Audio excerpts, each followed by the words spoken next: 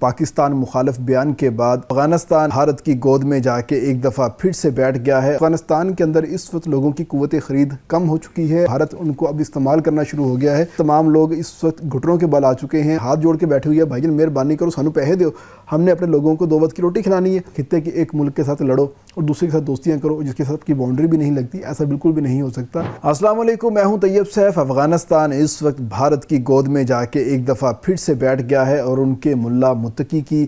ایک پاکستان مخالف بیان کے بعد، حالانکہ ان کو چاہیے تو یہ تھا کہ وہ پاکستان کے ساتھ اپنے تعلقات کو بہتر کرتے، مگر انہوں نے تعلقات کو بہتر کرنے کی بجائے بھارت کے ساتھ اپنے تعلقات بہتر کرنے کو ترجیح دی، اور آج بھارت کے اندر افغانستان کا 50 سے زائد تجارتی وفد جو ہے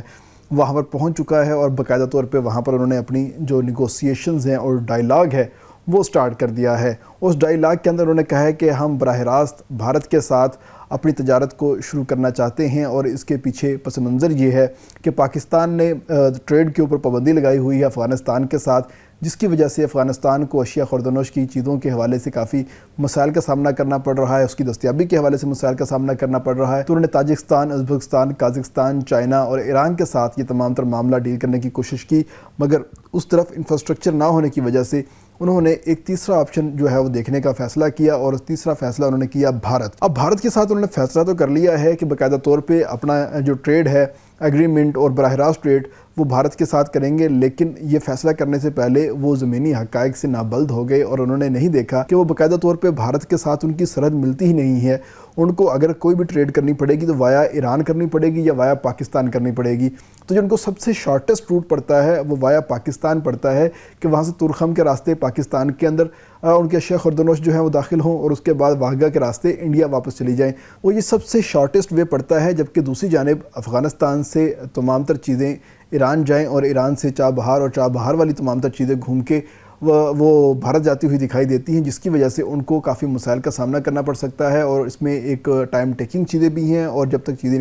ایک دوسرے ملک میں پہنچیں گی تو ان کی قیمتوں میں بھی اضافہ ہو جائے گا۔ تو آخر یہ انہوں نے فیصلہ کر تو لیا ہے، زمینی حقائق تو اس کے خلاف جاتے ہوئے دکھائی دیتے ہیں، لیکن ہم پہلے یہ دیکھتے ہیں کہ آخر یہ آپس میں دونوں ملک کتنی ٹریڈ کرتے تھے۔ تو یہ $300 ملین کی سالانہ کی ٹریڈ کرتے تھے، مطلب کہ بہت ہی کم۔ اگر آپ $300 ملین کی بات کرتے ہیں، اگر آپ 3 سے 4 اچھی مشینری کو ایکسپورٹ کر لی ہے یا امپورٹ کر لی ہے تو آپ کا اسی میں ہی اتنا بل بن جاتا ہے۔ یہ تو 2 ممالک کی براہ راست پوری سالانہ ٹریڈ کی بات کر رہے ہیں، تو یہ $300 ملین تھی۔ جبکہ اگر پاکستان اور افغانستان کی بات کرتے ہیں تو پاکستان اور افغانستان آپس میں $1 بلین سے زائد کی سالانہ ٹریڈ کرتے تھے۔ سمگلنگ کا مال اس کے الگ ہوتا تھا، اور یہ تمام تر ٹریڈ کے اوپر ٹیکس جو ہے وہ بالکل زیرو ہوتا تھا، اور پاکستان افغانستان کو سوئی سے لے کے ٹریکٹر تک each and everything export کرتا تھا، اور اس چیزوں کی وجہ سے افغانستان کے اندر پولٹری، گوشت، چینی، دال، گھی اور اس کے ساتھ آٹا اور چاول، یہ تمام تر چیزیں وافر ملتی تھی، اور پاکستان کے اندر صرف افغانستان کی جانب سے خشک میوہ جات آتے تھے، وہاں سے کبھی کبھی روئی آ جاتی تھی، اور اس کے ساتھ اگر ہم بات کرتے ہیں پیاز، ٹماٹر، انگور اور ساتھ میں جو دیگر چیزیں ہوتی تھیں، انار، تو وہ چیزیں پاکستان میں آتی تھی اور پاکستان میں کچھ حد تک سستی ملتی تھی۔ لیکن اب جب ٹریڈ کا ایگریمنٹ ہمارا ختم ہوا ہے اور ہم نے تمام تر پابندی لگا دی ہے، اور اس پابندی لگانے کا یہ نتیجہ نکلا ہے کہ افغانستان کے اندر اس وقت لوگوں کی قوت خرید کم ہو چکی ہے، اور قوت خرید کم ہونے کی وجہ سے ہی یہ تمام لوگ اس وقت گھٹنوں کے بل آ چکے ہیں اور پاکستان سے بھیک مانگنا شروع ہو چکے ہیں۔ پاکستان نے ان کو واضح الفاظ میں کہا کہ ہم آپ کے ساتھ سب کچھ کرنے کو تیار ہیں، لیکن ہماری ایک شرط ہے کہ آپ باقاعدہ طور پر پاکستان کے ساتھ سیکیورٹی معاہدہ کریں، علاقے میں بفر زون قائم کریں، اور افغانستان کے اندر سے پاکستان میں کسی بھی قسم کا اٹیک نہیں ہوگا، اس چیز کی یقین دہانی کروائیں، ہم تجارت کھول دیتے ہیں۔ جس کے بعد افغانستان اس بات کے اوپر نہیں آیا، کیونکہ وہ ایک ان کے دل کے اندر کینہ ہے، ٹیڑھی نگاہ سے پاکستان کو وہ دیکھنا چاہتے ہیں، اور اس ٹیڑھی نگاہ کے دیکھنے کی یہ وجہ ہے کہ تمام تر معاملات اب افغانستان نے خود ہی خراب کیے ہیں۔ خراب کرنے کے ساتھ ہی اب وہ بھارت کی گود کے اندر جا کے بیٹھ گیا ہے، اور بھارت ان کو اب استعمال کرنا شروع ہو گیا ہے۔ اور اس میں جو سب سے زیادہ حیرانی والی بات ہے وہ یہ ہے کہ افغانستان کا جو وفد ہے، جو کہ ملا نور الدین عزیزی کی قیادت میں 50 لوگ وہاں پر گئے ہوئے ہیں، انہوں نے جا کے کہا ہے کہ بھارت افغانستان کے اندر ہائیڈرو الیکٹرک پاور جو منصوبہ ہے اس کے اندر انویسٹمنٹ کرے، اور انویسٹمنٹ کے نتیجے میں ہمارے پاس آئے اور ڈیم بنائے، اور ڈیم بنا کر افغانستان کو ایک وافر بجلی دے، اور ساتھ ہی ساتھ پاکستان کا جو پانی ہے وہ روکنے کا جو ایک پلان ہے انہوں نے بنایا ہوا ہے۔ حالانکہ جیسے انہوں نے پہلے والا منصوبہ بنایا ہے، دوسرا منصوبہ بھی کچھ ایسا ہی ہے کہ اگر یہ زمینی حقائق کو دیکھ لیتے تو یہ ایسی کوئی نہ بڑھ مارتے، نہ کوئی ایسی بات کرتے، اور نہ ہی ان کے پاس کوئی ایسی چیزیں ہوتی۔ اب ڈیم بنانا خالہ جی کا وعدہ نہیں ہے، ڈیم بنانے کے اوپر اچھے خاصے پیسے لگتے ہیں، بلینز آف ڈالر کی انویسٹمنٹ ہوتی ہے۔ افغانستان کے پاس تو اپنے لوگوں کو کھلانے کے لیے اس وقت 2 وقت کی روٹی بھی دستیاب نہیں ہے۔ 45 لاکھ افغانی مہاجر ان کے پاس بیٹھے ہوئے ہیں، اور افغان حکومت جو ہے وہ UNHCR میں بیٹھ کے، اقوام متحدہ میں جا کے ہاتھ جوڑ کے بیٹھی ہوئی ہے، بھائی جان مہربانی کرو سانو پیسے دو، ہم نے اپنے لوگوں کو 2 وقت کی روٹی کھلانی ہے۔ اور UNHCR کہتا ہے آپ لوگ تو بھیک کے اوپر لگے ہو، امداد کے نام کے اوپر آپ پیسے مانگی جا رہے ہو،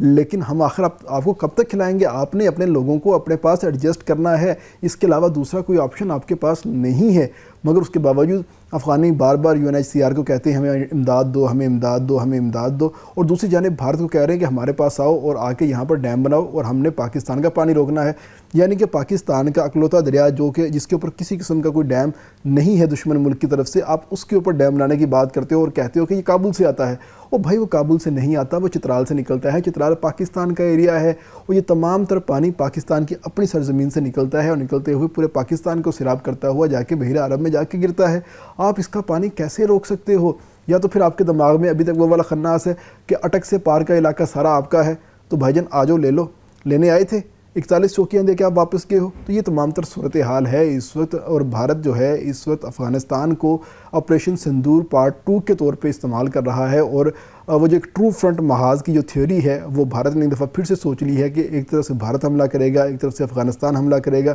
اور پاکستان کے خلاف ہم پوری توانائیاں لگائیں گے اور پاکستان کو ہم شکست دیں گے، توڑ دیں گے۔ تو افغانستان کو پتہ لگ گیا ہے بہت اچھے طریقے سے کہ پاکستان کس طرح جواب دیتا ہے، اور بھارت کو بھی بہت اچھے طریقے سے پتہ لگ گیا ہے کہ پاکستان کس طرح جواب دیتا ہے۔ 7 طیارے تو آن ریکارڈ ہے، مان لیے ہیں، اور اوپر سے اب امریکن کانگریس کی رپورٹ آ چکی ہے، اس کے اندر بھی کہا گیا ہے کہ پاکستان نے بھرپور طریقے سے الیکٹرانک وارفیئر کا استعمال کیا ہے، اور بھارت کو انہوں نے چاروں شانے چت کیا ہے۔ اور اسی طرح اگر ہم افغانستان کی بات کرتے ہیں تو افغانستان کو بھی ایسا جواب دیا ہے کہ افغانستان ساری زندگی سوچتا رہے گا ہمارے ساتھ ہوا کیا ہے، کیونکہ پاکستان نے افغانستان کو صاف کہا تھا don't tell your father how to make babies. تو بھائی جان آپ ہمارے تفعیلی رہے ہو، ہم نے آپ کو کھلایا ہے، آپ کو سکھایا ہے، آپ کو پہننا سکھایا ہے، بات کرنا سکھائی ہے، اب آپ وہ سارا کچھ سیکھ کے ہمارے ساتھ ہی لڑنے آگے ہو۔ بالکل ایسا نہیں ہو سکتا۔ پاکستان آپ کو ایک بھرپور جواب دے گا، اور جواب دینے کی صلاحیت رکھتا ہے اور جواب دے رہا ہے۔ بے شک آپ جس مرضی ملک کے ساتھ بیٹھو، لیکن آپ کو اگر کوئی ملک ریسکیو کر سکتا ہے تو وہ پاکستان ہے، اگر آپ کو کوئی کھانا کھلا سکتا ہے وہ پاکستان ہے، آپ کو کوئی پال سکتا ہے تو پاکستان ہے۔